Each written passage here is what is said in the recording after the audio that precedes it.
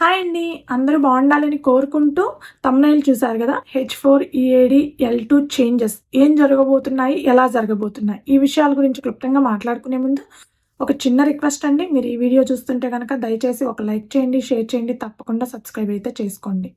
ఇప్పుడు అసలు విషయం గురించి మాట్లాడుకునే ముందు ఒక చిన్న ఇన్ఫర్మేషన్. జాన్వరి 20వ తేదీ ట్రంప్ అమెరికా అధ్యక్షుడిగా ప్రమాణ స్వీకారం చేయబోతున్నారు. ఇది మనందరికీ తెలిసిందే. అయితే నేను ఇదివరకు వీడియోలో చెప్పినట్లుగానే బైడెన్ చేసిన కొత్త H1B రూల్స్ జాన్వరి 18 నుంచి అప్లికబుల్ కాబోతున్నాయి. అవి ఎలా జరుగుతాయి ఏంటి అనేది చూడాలి. అయితే నాకు తెలిసిన ఇన్ఫర్మేషన్ ప్రకారం ఆల్రెడీ ఆర్ఎఫ్ఈస్ ఇవ్వడం ఎక్కువైంది. రిజెక్షన్స్ రేషియో కూడా పెరిగింది. అదేవిధంగా స్క్రూటనింగ్ కూడా చాలా ఎక్కువైందండి. మీరు H1B పిటిషన్ వేసినప్పటి నుంచి పోర్ట్ ఆఫ్ ఎంట్రీ వరకు స్క్రూటనింగ్ చాలా ఎక్కువగా చేస్తున్నారు.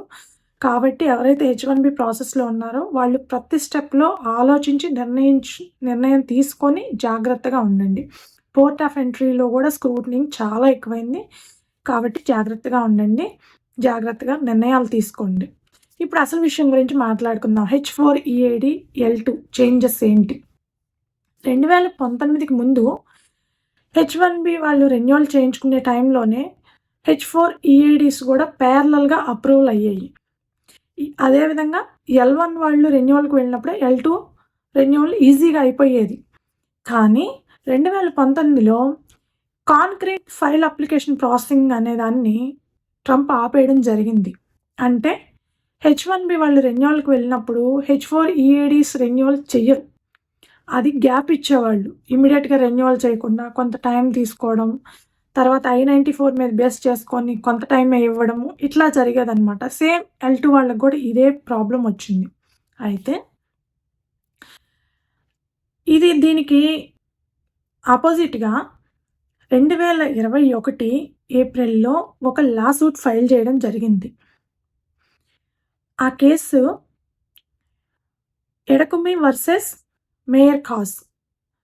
ఇది H4EAD గురించి. దానికి సిస్టర్ కేస్ కింద షేర్గిల్ వర్సెస్ మేయర్ ఖాస్ అనే ఇంకొక కేసు L2 వాళ్ళ గురించి ఫైల్ చేయడం జరిగింది. అదేమిటి అంటే ఇట్లా లేట్ అవుతుంది, ఇంత గ్యాప్లు ఉండకూడదు అని చెప్పి దీనికి ఆపోజిట్‌గా లాసూట్ ఫైల్ చేయడం జరిగింది.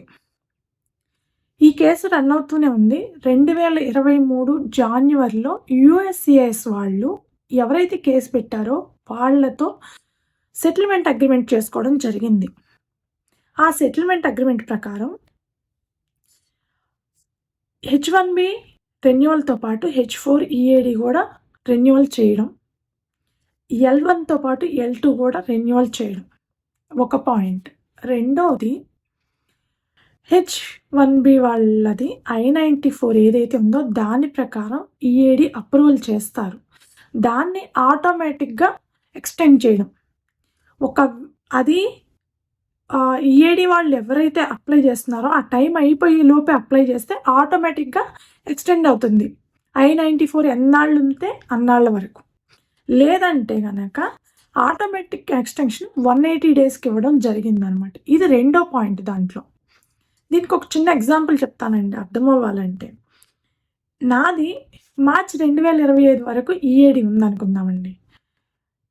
సో, నేను జాన్యువరిలో కానీ ఫిబ్రవరిలో కానీ లేదంటే డిసెంబర్లో కానీ మళ్ళీ ఎక్స్టెన్షన్కి వెళ్తే అది ఆటోమేటిక్గా రెన్యువల్ అయిపోతుంది ఎక్స్టెన్షన్.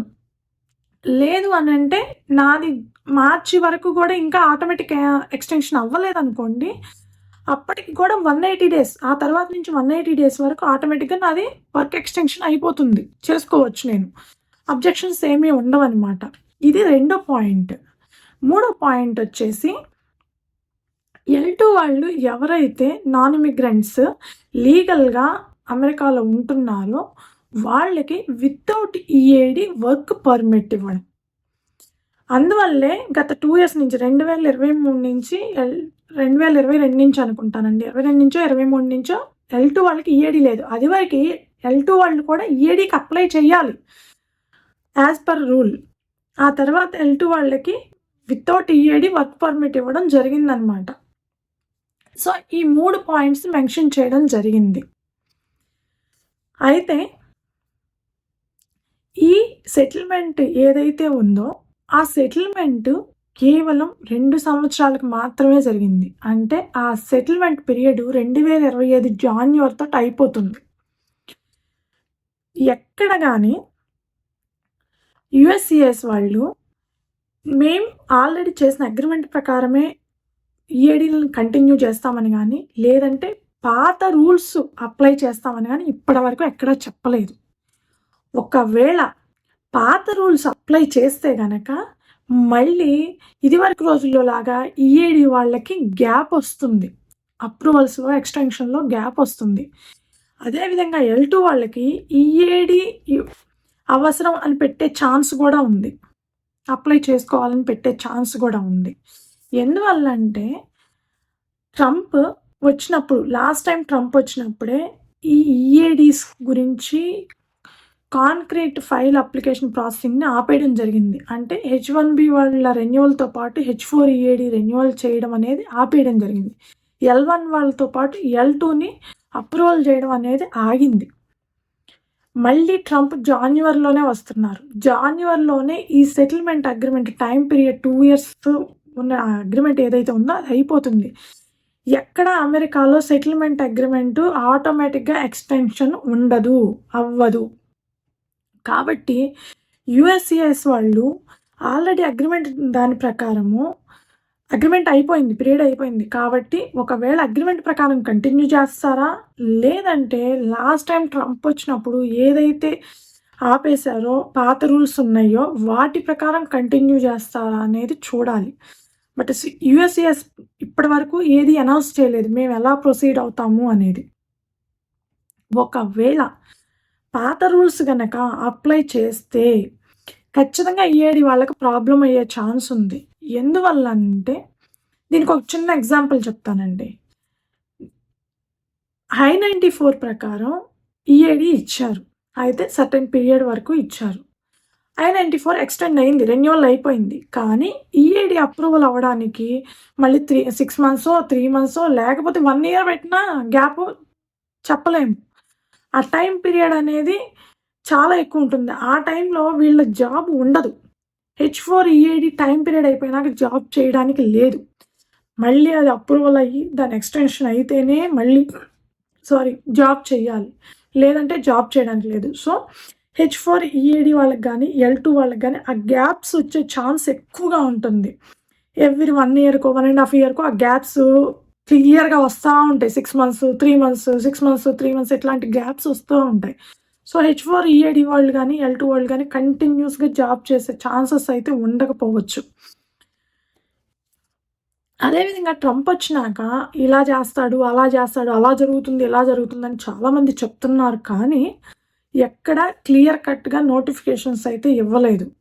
ఈవెన్ H1Bని కంప్లీట్గా తీసేస్తారని కూడా చెప్తున్నారు. కానీ H1Bని తీసేయడం అనేది అంత ఈజీ కాదండి. దానికి కాన్స్టిట్యూషనల్ చేంజెస్ చేయాలి, కాంగ్రెస్ మొత్తం యాక్సెప్ట్ చేయాలి. ఇప్పుడు ప్రజెంట్ ట్రంప్కి 2 హౌసెస్లో మెజారిటీ ఉన్నా కూడా 100% మెజారిటీ లేదు ఒక హౌస్లో. కాబట్టి కాంగ్రెస్ మొత్తం యాక్సెప్ట్ చేయాల్సి ఉంటుంది. అది చేసే ఛాన్సెస్ అయితే చాలా తక్కువ. H1B తీసేయడం అనేది ఆల్మోస్ట్ ఇంపాసిబుల్.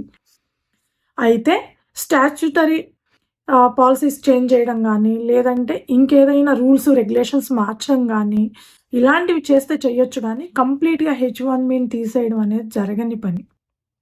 సో H1B వాళ్ళని బేస్ చేసుకొని H4 ఈఏడీస్ L1 రన్ అవుతూ ఉంటాయి. H1B ఈఏడీస్ని బేస్ చేసుకొని H4 ఈఏడీస్, L1 బేస్ చేసుకొని L2s రన్ అవుతూ ఉంటాయి. ఈ H4 ఈఏడీస్కి L2లకి కొంచెం ప్రాబ్లం అయ్యే ఛాన్స్ ఉంది. L2 వాళ్ళని మళ్ళీ ఈఏడీకి అప్లై చేసుకోమనే అవకాశం కూడా ఉంది. అదేవిధంగా H4 ఈఏడి వాళ్ళకి గ్యాప్స్ వచ్చే ఛాన్సెస్ అయితే ఎక్కువగా ఉన్నాయి. అది కంప్లీట్గా యుఎస్సిఎస్ వాళ్ళ మీద డిపెండ్ అయ్యి ఉంటుందండి. వాళ్ళు పాత రూల్స్ని అప్లై చేస్తే ఈ గ్యాప్స్ వస్తాయి, లేదు ఇలాగే కంటిన్యూ చేస్తే ఈఏడి వాళ్ళకి ఎలాంటి ప్రాబ్లం ఉండదు. ఇదండి H4 ఈఏడి గురించి, L2 గురించి.